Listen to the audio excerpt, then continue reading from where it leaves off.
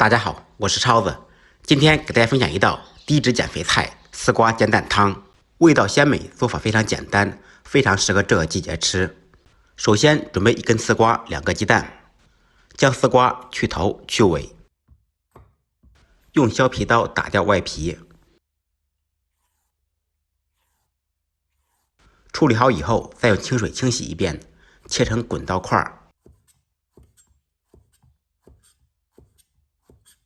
全部切好以后，放入碗中，加入少许盐，放入少许白醋，加入清水浸泡。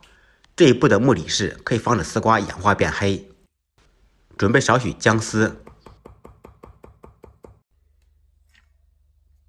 少许迷人的小葱花，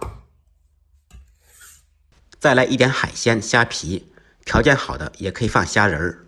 准备少许枸杞，用清水清洗干净，洗净以后控水备用。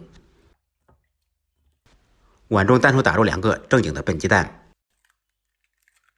放入少许胡椒粉，少许料酒，用筷子搅拌均匀备用。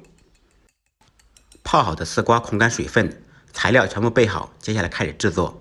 起锅，锅烧热，放入少许油，先用油润面锅的全身，油彻底烧热以后，放入打好的鸡蛋，用勺子搅拌，将鸡蛋炒熟炒散。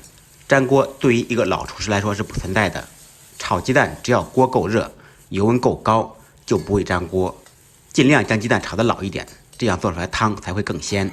放入准备好的葱花、姜丝、虾皮，继续将小料爆出香味。简单翻炒扒拉1-2下，加入温水或者开水。这个时候您就会发现清水会突然变白，而且味道非常的鲜美。水的多少根据家庭成员来定。开大火烧开锅，撇去浮沫，同样可以撇除一些多余的油脂，这样吃起来更加清淡营养。用这种方法做的丝瓜鸡蛋汤，不用放高汤，不用放味精鸡精，味道嗷嗷鲜美。放入准备好的丝瓜，继续开大火煮2分钟左右，将丝瓜彻底煮熟。做这道菜出锅之前再放盐，味道更鲜美。2分钟以后，放入少许盐，少许胡椒粉，只需要放这2种调料就可以了。关火，放入洗好的枸杞，一道味道鲜美、清淡营养的丝瓜煎蛋汤就做好了，也是这个季节餐桌上必不可少的汤菜。简单的家常菜，不一样的味道。感谢朋友们的支持点赞，再忙再累记得按时吃饭。下期视频见，拜拜。